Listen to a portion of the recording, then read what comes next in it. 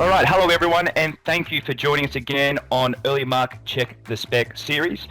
Today we're breaking down one of the more essential yet misunderstood aspects of architecture, and that's specifications. Now, what are they? Why do they matter? And most importantly, how is digitisation changing the way we create and manage them? Joining me, I have Earlymark Director Nick Kunzli, and authority in architectural specifications and digital transformation. All right, let's get started, mate. So I want to strip it back a little bit and really start from basics. And what exactly is a specification? All right, so when you think of a specification, right, it conjures up this thoughts of this really onerous, technical, laborious document that, quite frankly, a lot of people don't understand. So instead of boring you with a wordy description, just think of it like an instruction manual of how to build a project. Okay, then if you want to go a little bit deeper into that, it outlines your materials, your performance requirements, the contractor's responsibilities, and the level of quality. So if you want to put the spec into context of the overall documentation package, so you can think of the drawings, right? Which that's the visual representation of the building and the design intent. You've then got your finisher schedules, which nominates all of your product descriptions and your selections and your finishes.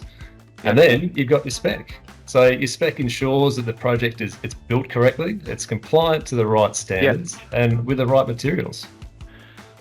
So essentially, it's much more than just a shopping list of materials. Yeah, it is. Yeah, absolutely. So a specification, it's a legally binding document. It's a very important document that defines the quality, protects your design intent. Yeah. And it's the first place you want to look if you're in dispute. So, this might be a silly question, but could a project be undertaken without a formal specification? Cool. Technically, yeah, it can. And quite often it does, unfortunately. But if you ask me, I certainly wouldn't suggest that. So without a spec, the project relies purely on your drawings, relies also on the schedules, and also the relationship the design team has with the contractor. So without performance and quality requirements defined, the contractor needs to make a lot of assumptions, okay? Which I can guarantee they're not going to be the same assumptions made by the design team or the asset owner. So there's likely going to be some inconsistencies, maybe quality issues, possibly even cost and time overruns and disputes. So, is it fair to say, it's a safeguard, right? Yeah, exactly. It is, right. So I'll paint you a little picture here. I like to think of a spec as a mechanism to ensure the stakeholders get what they want during not only the marriage, right, but also possibly the divorce. It's an interesting way to put it, Nick. Can you dig a little deeper on that? Yeah, sure. So let's break that down a little bit further. Right. So let's say the marriage is when the contractor is engaged, well, let's just say appointed for use of better terms. So if their responsibilities are clearly defined, then they know exactly what to price and they know what's expected from them. But if they're not clearly defined, the contractor has to price the job on the assumptions that have been made. And the juicy stuff, and in the divorce in this situation. The divorce. So all right, so this is more around disputes and how to resolve issues.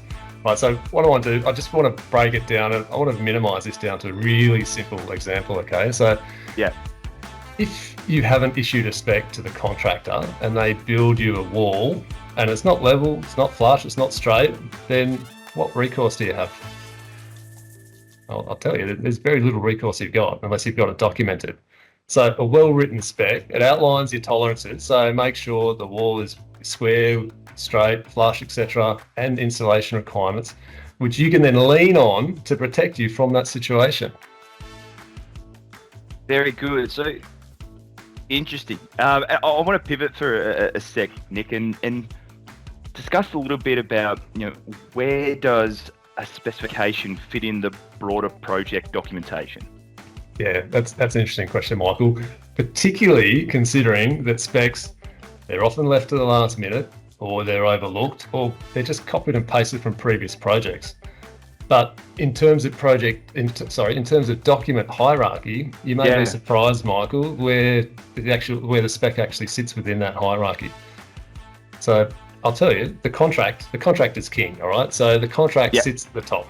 So whether it's a design and construct or whether it's construct only, that takes precedence. Okay, now here's where it gets interesting, right? So next down the line underneath the contract, guess what? It's the specification, which may be surprising to find out. Underneath the spec, you've then got the drawings, then the schedules and the reports and so on, which, when you think about it, the majority of the time throughout the design process is spent on the drawings, right? Developing the model. Yeah. But if there's inconsistencies between the drawings and the spec, then the spec actually takes precedence. So it's great. A well-written spec, you can also reduce the amount of time spent documenting in the model. So work with me here. I'll try and give an example. So if the drawing says stainless steel, but the spec says, say, mild steel, what happens then? Well, that's a pretty common occurrence, actually. There's inconsistencies between the drawings and specs. So in that situation, the contractor, they may only price for mild steel during tender, which it's obviously cheaper, right?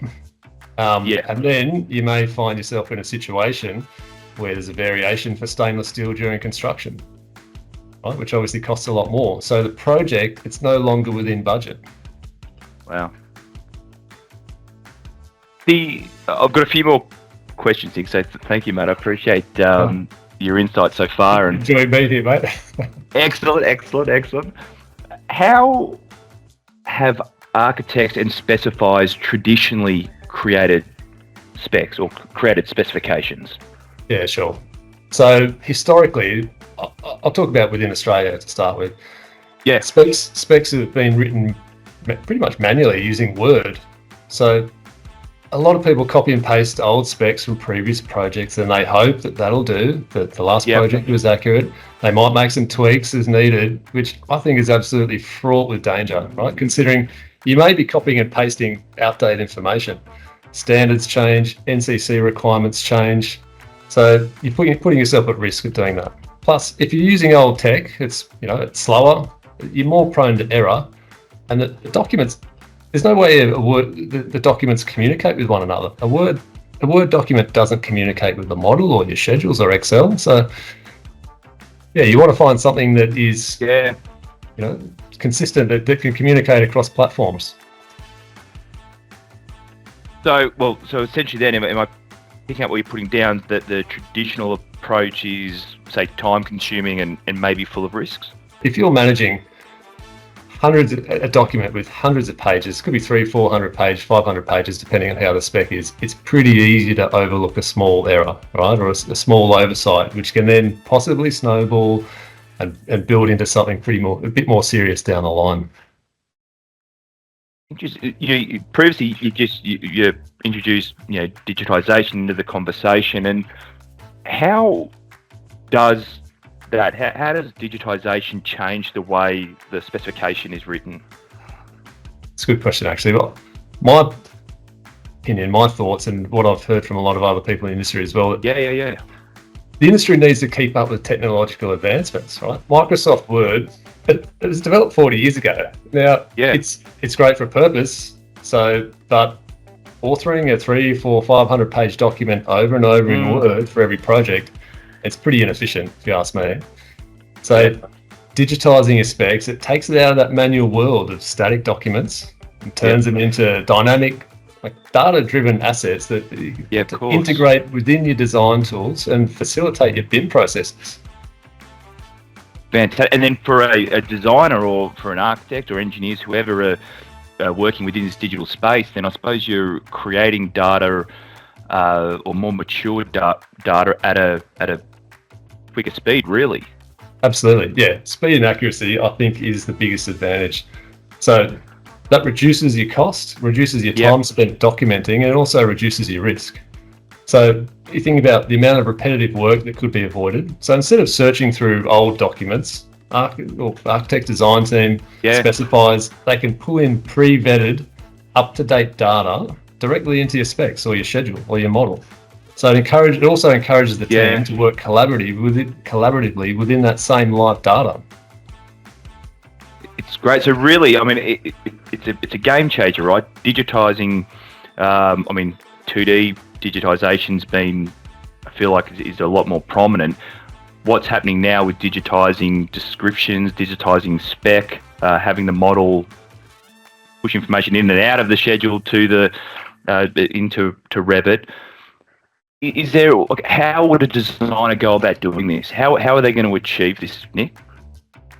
Well, I think you need to look abroad. You need to open your horizons a little bit. Yep. And look for something that you haven't been previously doing necessarily. So if you're looking at previous projects and you're copying and pasting specs, or if you're copying and pasting previous product descriptions, it's all still within that 2D environment, right? So if there's a software tool that you can look at which integrates your model, your schedule, and your specification, I think that's a smart way to look.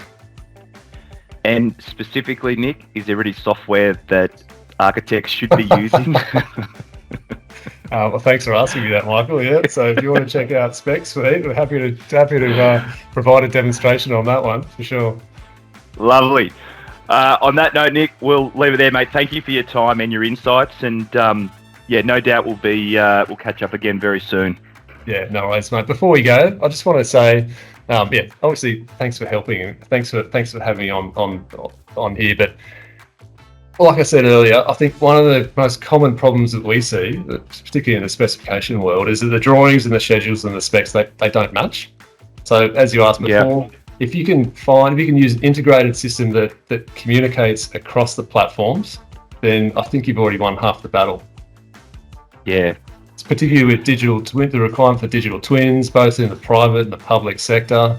If you're out there and you're not providing an integrated digital solution, there's a lot of companies out there that are doing it, and so I think you'll find yourself at risk if you're not keeping up to speed. Yeah, no, I think it's absolutely paramount that designers and architects, which for the most part they are open to change, open to new technologies, because it certainly will help streamline and standardise practices, and certainly it will enhance efficiency. So thank you, Nick. Appreciate you raising that point.